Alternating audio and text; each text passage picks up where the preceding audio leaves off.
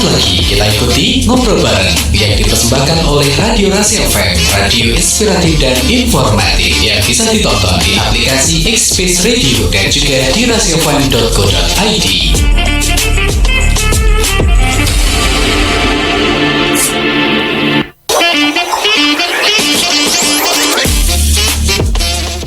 Oke, radio inspiratif dan informatif. Sahabat Rasi, assalamualaikum warahmatullahi wabarakatuh. Selamat siang sahabat Rasi, gimana kabarnya untuk kamu di siang hari ini ya? Tepat di jam 10 sampai dengan jam 11 nantinya Fatur akan ngobrol bareng nih BPBD Kabupaten Magetan, tentunya mengenali tren ancaman bencana hidrometeorologi di Kabupaten Magetan.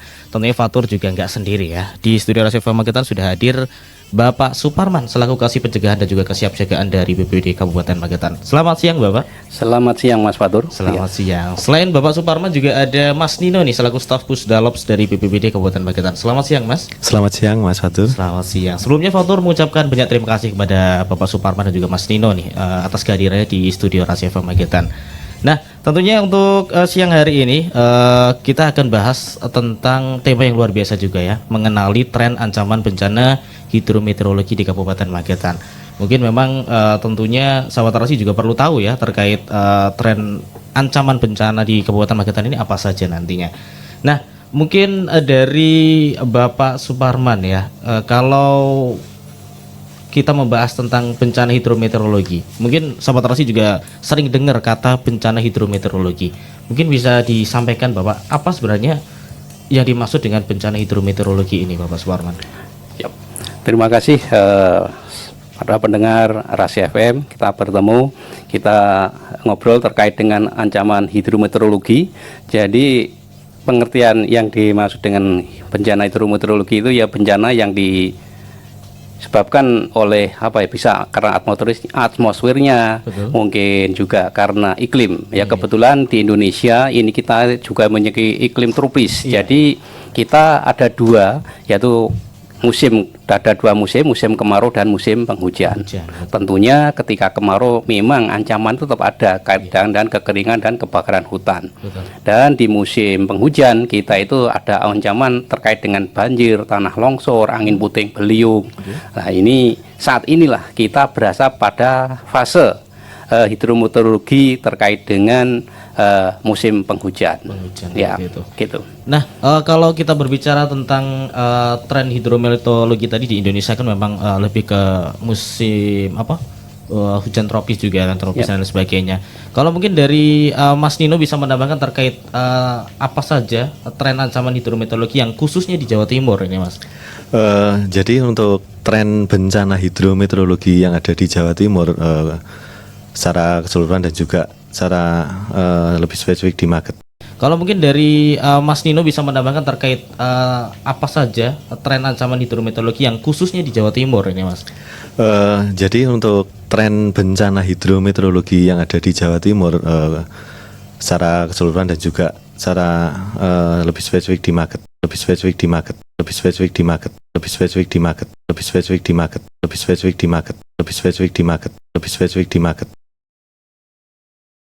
Bencana atau kejadian alam itu datang seperti itu. Ini apa juga termasuk dari efek kemarau basah itu ya? Iya, mungkin bisa jadi dampak dari kemarau basah juga. Nah, kalau kita kemarin lihat juga saudara-saudara kita di Sumatera Utara, Sumatera Barat maupun Aceh itu kan ada bencana banjir bandang dan juga tanah longsor gitu ya. Ya kita berharap juga untuk Magetan sendiri tidak ada bencana sebesar itu. Tapi kalau kita lihat akhir-akhir ini, apakah ada potensi-potensi yang memang mungkin terjadi terkait bencana-bencana di Kabupaten Magetan? Ya. Jadi begini, untuk masalah potensi tetap ada. Betul. Potensi ada karena kita berada di lereng Gunung Lawu. Ya. Juga kita harus berpikir balik bahwa tahun 2023 akhir sampai 2024 awal itu terjadi kebakaran Gunung Lawu yang sangat hebat. Betul. Ya, dampak kebakaran tentunya itu di atas banyak itu tumbuh-tumbuhan, pohon-pohon yang terbakar. Betul. Tanahnya jadi lapuk. Belum lagi dimungkinkan banyak batang-batang pohon yang jatuh akhirnya ke lereng-lereng. Nah, di mana di situ ada lereng pertemuan dua bukit, di situ dimungkinkan ada cekuan-cekuan air. Kalau sampai terjadi pohon-pohon jatuh itu menumpuk di situ, akhirnya ketika hujan deras di atas itu bisa membendung air. Lah, ketika pada fase tertentu kemampuan untuk menahan air sudah tidak mampu, akhirnya bisa jebol. Inilah yang nanti akan menimbulkan terjadinya banjir bandang. Jadi kita sangat mungkin sekali. Jadi makanya kita juga harus berhati-hati terhadap ancaman banjir bandang yang ada di Magetan. Itu. Mungkin dari Mas Nino ada tambahan Mas terkait hal ini, Mas? Ya mungkin karena kita berada di pegunungan ya, di bawah lereng Gunung Lawu, mungkin karena curah hujannya sangat tinggi itu jelas sangat berpengaruh ketika di lereng gunung, karena mungkin ada juga yang alih fungsi lahan. Selain itu resiko dari Mungkin daerah lereng yang sangat kemiringannya sangat terjal itu ketika hujan di atas itu intensitasnya tinggi, tanahnya yang di atas itu bisa mengakibatkan longsor. Mungkin itu.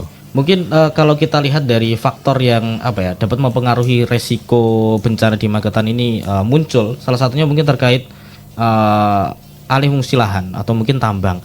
Apakah memang dari tambang yang tidak rapi atau tidak pas gitu bisa menimbulkan beberapa bencana-bencana yang berbahaya juga nih, Pak?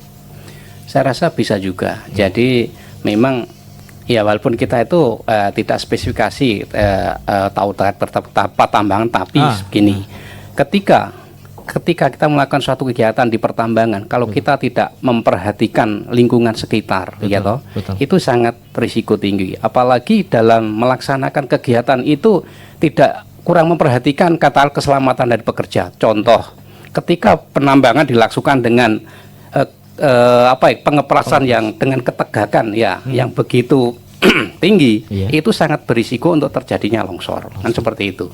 Jadi memang mungkin hal-hal seperti ini yang harus kita perhatikan ketika kita melakukan suatu kegiatan. Ya kita harus juga mengutamakan keselamatan dari pekerja sendiri juga.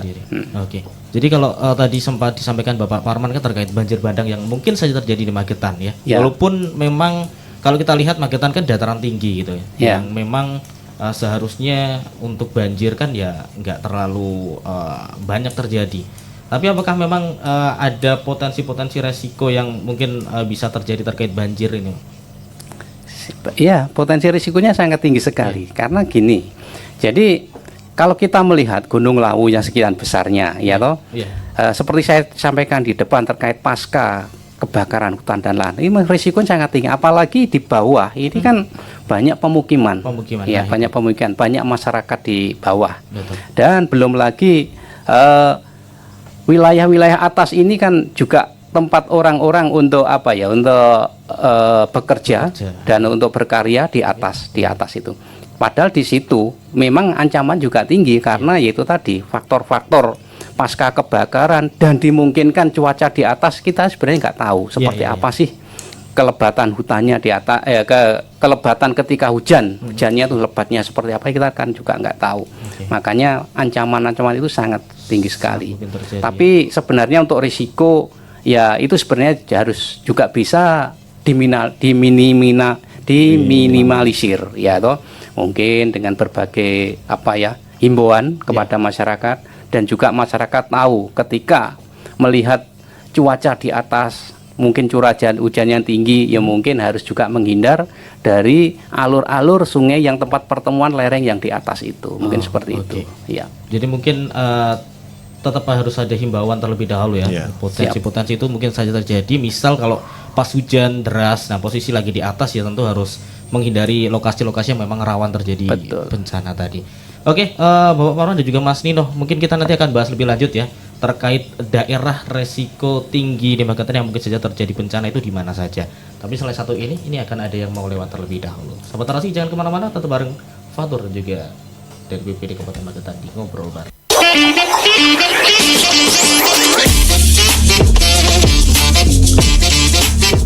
Oke, Rasi Radio Inspiratif dan Informatif, sahabat Rasi ya, masih bareng Fatur bersama dengan BPPD Kabupaten Magetan di Ngobrol Bareng untuk kesempatan siang hari ini. Oke, untuk Bapak Suparman dan juga Mas Nino, kita melanjutkan pembahasan kita terkait mengenali tren ancaman bencana hidrometeorologi yang ada di Kabupaten Magetan. Mungkin Fatur pengen membahas atau bertanya terkait daerah-daerah resiko tinggi yang mungkin bisa saja terjadi bencana di Kabupaten Magetan. Untuk wilayah mana saja ini Bapak ya di Magetan yang paling rawan untuk banjir maupun longsor? Iya, jadi karena kita sesuai topografi Magetan, kita memiliki gunung juga di wilayah timur, dataran rendah. Jadi memang potensi ancaman risiko bencana untuk longsor itu otomatis di wilayah barat, di wilayah lereng gunung. Mulai dari kecamatan Panean, Sidoarjo, Plaosan, Poncol, ini sangat mempunyai potensi tinggi terjadinya tanah longsor. Ya. Dan juga kita di wilayah timur kita ada dataran rendah wilayah Kartoharjo, itu sama Lembian itu potensi banjirnya juga tinggi. Dan tapi kita juga harus ingat bahwa terkait dengan banjir bandang dimungkinkan juga karena kita memiliki waduk, contoh waduk Gonggang yang ada di atas.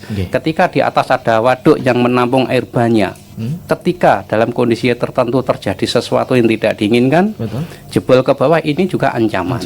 Jadi ini kita juga harus juga memperhatikan ancaman-ancaman yang ada di bawah seperti itu.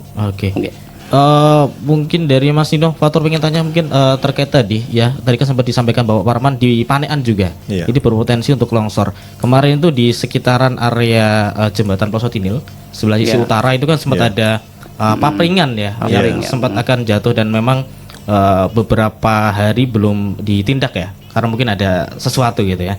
Nah seperti itu mungkin ketika kita ingin melapor itu seperti apa ya, harus kemana gitu? Jadi kemarin dari perangkat kecamatan dan juga dari perangkat kelurahan sudah melaporkan ke BPBD, Mas Fatur. Jadi dari kemarin dari berbagai pihak, dari kelurahan, kecamatan, TNI dan Polri, BPBD juga itu sudah melaksanakan kerja bakti. Ya, untuk pembersihan material longsornya di sana, sekaligus memasang rambu-rambu kemarin untuk peringatan. Jadi, selain itu kami menambahkan Mas Fatur untuk yang daerah rawan tadi, mungkin yang perlu diwaspadai juga angin kencang, Mas.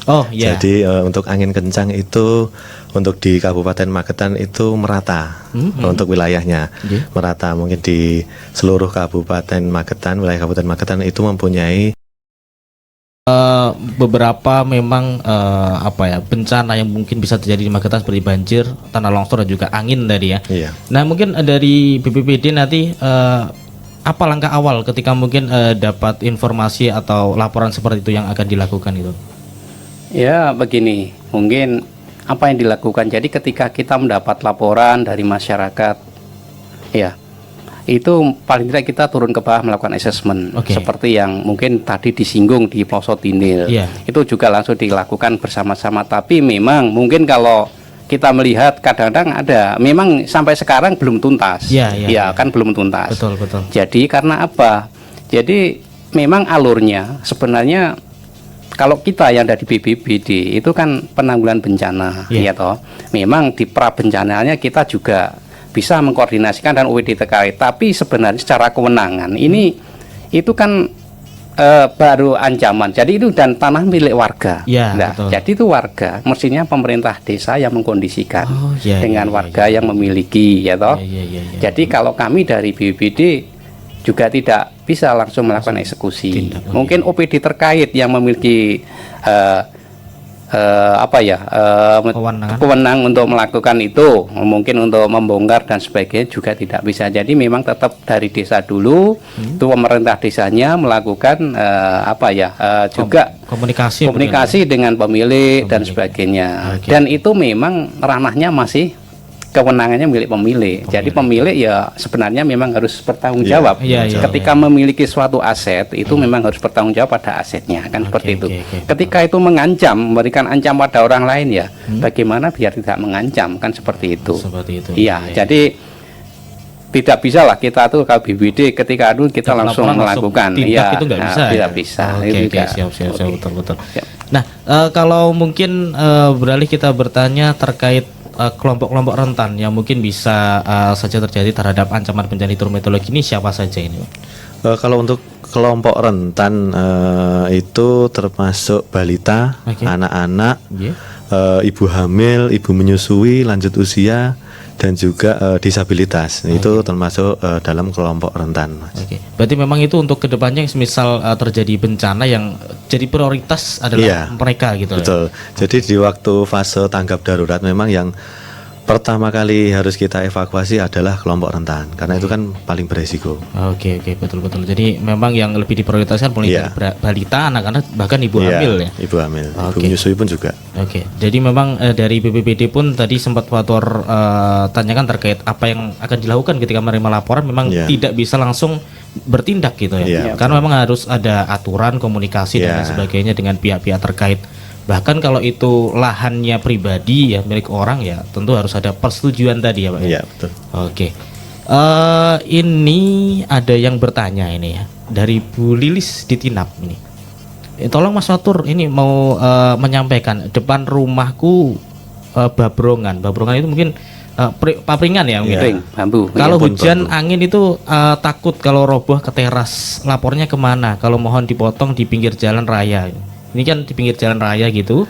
Nah ini mau lapor ke siapa? Takut itu mau lapor. Mungkin dari Mas Nino atau Pak. Iya. Mungkin untuk pelaporan nanti bisa berkoordinasi dengan perangkat desa ataupun BPBD. Nanti kita juga akan asesmen terlebih dahulu. Ini untuk lahan milik siapa.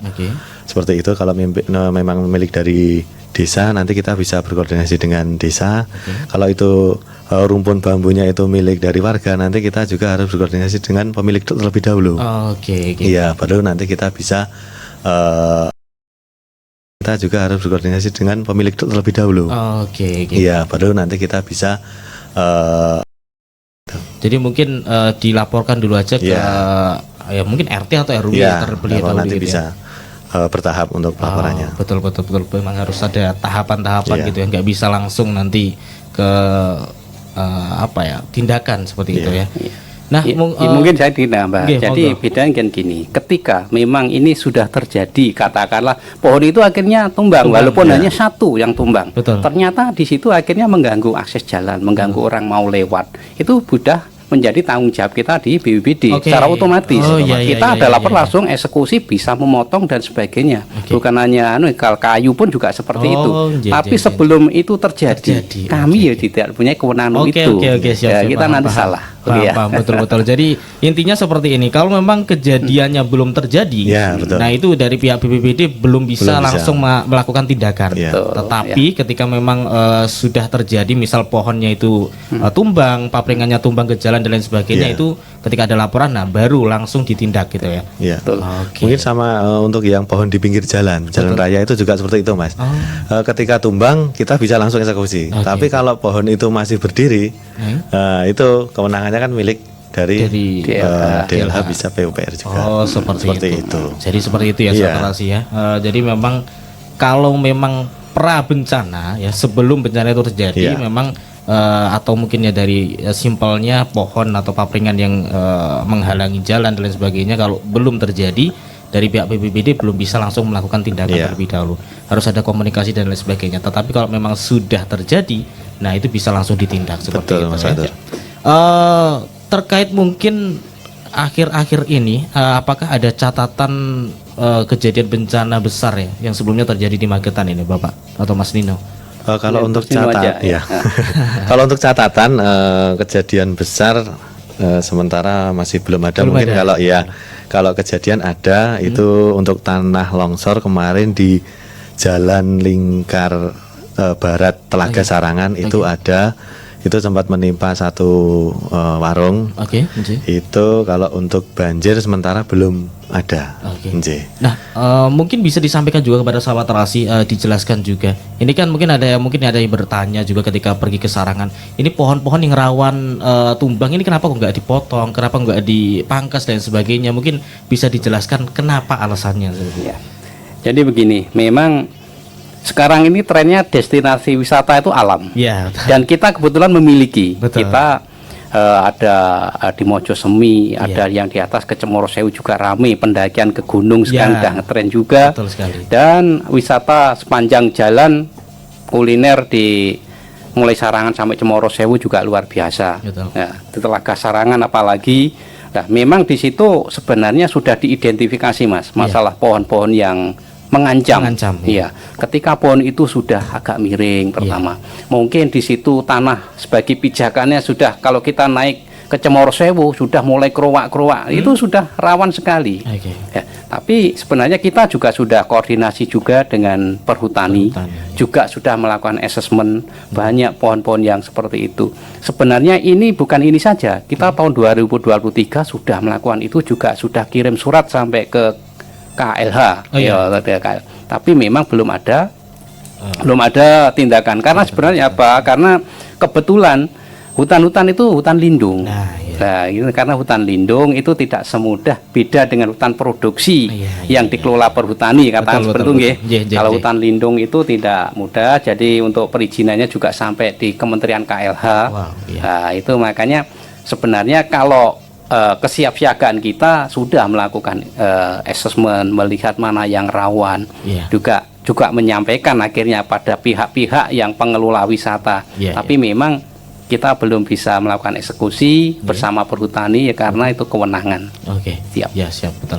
Mungkin terkait hal itu kan memang tadi sudah dijelaskan untuk yang disarankan itu kan untuk pohonnya atau hutannya hutan lindung dan memang tidak sembarangan bisa untuk dipangkas, ditebang dan sebagainya. Walaupun memang memiliki ancaman tadi ya. Kemudian kalau mungkin dari tanda-tanda alam yang mungkin bisa kita kenali lah akhirnya oleh masyarakat sebagai peringatan dini bencana, oh ini nanti akan ada bencana dan sebagainya. Apa aja sih sebenarnya tanda-tandanya? Kalau untuk tanda-tanda alam yang mungkin bisa dikenal untuk masyarakat sebagai peringatan dini, itu untuk longsor itu tanda-tandanya mungkin tanahnya retak, pohon itu miring, ada suara gemuruh ketika hujan deras, lah mungkin itu perlu diwaspadai. Itu adalah tanda-tanda akan terjadinya longsor.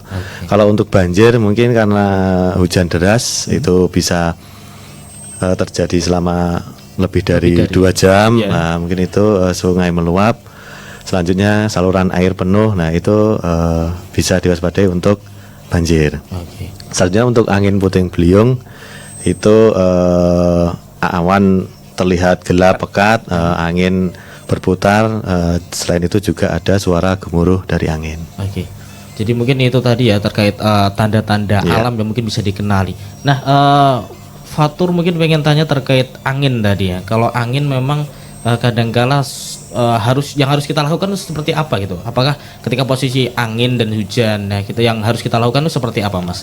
Jadi kalau terjadi angin kencang itu jangan malah kita keluar. Mending kita di dalam rumah saja. Iya, jangan berlindung di bawah pohon dan juga jangan berada di dekat baliho yang besar seperti itu, Mas.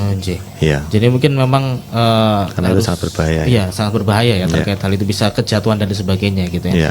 Mungkin ketika waktu melakukan perjalanan terjadi hujan deras dan juga angin kencang, sebisa mungkin menepi terlebih dahulu, berlindung atau istirahat. Iya. Jadi itu mungkin juga salah satu langkah-langkah sederhana ya. Ada langkah sederhana. Yang bisa dilakukan warga atau masyarakat agar bisa terhindar dari bencana tadi. Kalau kita lihat juga kemajuan zaman sekarang, memang semakin banyak ya teknologi-teknologi yang membantu kita dalam segala hal. Kalau dari BPBD sendiri, apakah ada teknologi yang bisa membantu untuk meningkatkan kewaspadaan terhadap masyarakat, Bapak Suparman? Monggo. Ya, mungkin lebih lengkapnya aja malah Mas Nino aja. Ini kan kebetulan juga pusdalopnya di BPBD. Jadi yang menangani IT-nya BPBD terkait dengan BMKG, Mas Nino. Sama saja nanti. Monggo Mas Nino. Jadi kalau untuk pemanfaatan teknologi, jadi kita menggunakan website dari BMKG. Selain itu juga dari BNPB ada Inasat seperti itu, satelit Inasat. Nah, itu untuk mengetahui perakiraan cuaca serta kondisi curah hujan seperti itu. Jadi kita membuat peringatan dini juga kepada masyarakat melalui sosial media. Kita informasikan kepada masyarakat luas untuk cuaca pada hari ini seperti apa. Nah, itu minimal untuk masyarakat mengetahui untuk curah hujan pada hari itu. Oke. Jadi memang ya cukup membantu ya dengan Iya. teknologi-teknologi itu ya untuk menginformasikan kepada Iya. masyarakat juga. Selain itu juga ada early warning system. Oh, iya. Early warning system Itu itu apa itu, Mas? itu sistem peringatan dini. Itu ada untuk tanah longsor itu ketika ada gerakan tanah itu nanti early warning sistemnya berbunyi. Jadi ketika alarm itu berbunyi, masyarakat itu bisa melakukan evakuasi mandiri. Oh, oke. Kalau untuk di Magetan sendiri di mana saja yang sudah dipasangi sistem? Jadi IWS kita itu ada 11 di Magetan ini. Ya, kita ada di Ngelang, ada di Jajar, ada di Gunggang itu ada 2 tempat, ditemplek sama apa itu Dukuh. Ya, dua ya Candi. Juga ada di Ndadi, ada 2 tempat, ada di Sarangan, ada di Luweng. Ini Mas, ada juga di Ngancar. Jadi memang wilayah atas kita EWS longsor. Kalau di bawah yang ada di Ngelang sama di Jajar itu EWS banjir. Oke. Jadi memang semaksimal mungkin dipasang terlebih dahulu di tempat-tempat yang memang rawan bencana tadi. Apa kedepannya akan ada tambahan untuk pemasangan EWS sendiri? Untuk tahun ini sementara memang belum karena ya kita belum untuk tahun ini. Oke, siap. Itu ya Sahabat Rahasia. Jadi memang untuk EWS sendiri cukup ya dan sangat membantu nanti kedepannya untuk memberikan informasi dini semisal ada terjadi bencana longsor maupun banjir yang akan terjadi. Oke, selain EWS ini mungkin kesiapsiagaan terkait masyarakat ini kita bahas juga terkait tas siaga darurat terlebih dahulu ya. Ini tas siaga darurat ini apa aja sih? Seperti apa ini konsepnya gitu? Jadi gini, untuk di dalam keluarga ini dalam kondisi darurat kita itu biar lebih aman itu lebih baik ketika memiliki tas siaga darurat. Jadi di tas ini ada beberapa macam. Jadi sudah beberapa saku ya harusnya dapat terisi beberapa macam untuk bisa bertahan hidup ketika terjadi bencana dan bisa mengamankan aset-aset yang dimiliki yang sangat penting. Contoh di tas siaga darurat itu nanti juga ada tempat untuk menyimpan katakanlah dokumen-dokumen, ya untuk membawa makanan, bawa minuman, terus bisa juga alat ya peluit itu penting. Ketika kita terjadi bencana, kalau kita miliki itu, contoh ada seperti apa itu gempa, roboh, kita ketika dalam gedung yang bisa kita gunakan itu peluit itu, karena peluit itu sangat kencang suaranya kan juga. Dan kalau kita hanya bengok-bengok saja, mungkin kehabisan tenaga kan gitu. Jadi diantaranya ya seperti itu. Jadi sebenarnya ada banyak, ada 11. Yaitu ada mungkin cukup perlu ada pakaian yang ada di situ, yaitu ya terus part center juga harus ada kan gitu. Siap. Jadi sebaiknya ada gitu, disarankan ada. Disarankan ada ya. Oke. Nah, mungkin Pak Parma dan juga Mas Nino, ini masih akan ada jeda iklan terlebih dahulu. Kita akan bahas lebih lanjut setelah yang satu ini ya. Jadi jangan kemana-mana untuk saat terasi.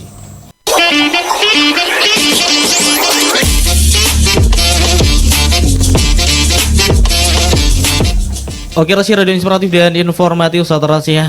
Nampaknya memang waktunya sudah mepet ini ya. Bapak Suparman dan juga Mas Nino, mungkin langsung saja bisa disampaikan nih pesan utama apa yang mungkin bisa disampaikan kepada masyarakat Magetan terkait bencana dan lain sebagainya. Monggo. Jadi kalau pesan mungkin kami sampaikan bahwa jadi memang penanggulangan bencana untuk bisa berhasil itu bisa dibicarakan secara pentahelik antar pemerintah, masyarakat, dunia usaha, akademis dan media seperti ini. Alhamdulillah di Rasi ini ini sangat berperan sekali, apalagi masyarakat ya toh. Jadi peran masyarakat itu sangat besar sekali terkait dengan penanggulangan bencana. Jadi masyarakat bisa melakukan berbagai hal untuk yang kecil-kecil saja, katakanlah di lingkungannya. Dia juga harus memperhatikan lingkungannya terkait tanam, pohon-pepohonan dan sebagainya yang mengancam harus diapakan. Nah, ini saya harus juga peka. Terus terkait dengan kebersihan, jadi harus jangan membuang sampah di sembarang tempat lah. Gitu. Jadi kalau dalam kondisi bencana hidrometeorologi seperti ini, ketika ada banyak sampah di saluran-saluran itu juga akan berpotensi menimbulkan bencana. Mungkin jadi masyarakat juga harus peka terhadap itu. Mungkin itu Mas pesannya. Mungkin dari Mas Nino ada tambahan untuk pesan-pesannya kepada masyarakat Magetan, silakan. Ya, jadi memang bencana itu tidak bisa kita hindari ya Mas ya. Betul.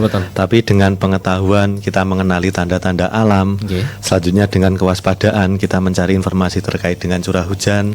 Selain itu juga dari kesiapsiagaan, mungkin tadi ada gotong royong membersihkan selokan. Nah itu kita bisa meminimalisir resiko atau dampaknya seperti itu. Siap.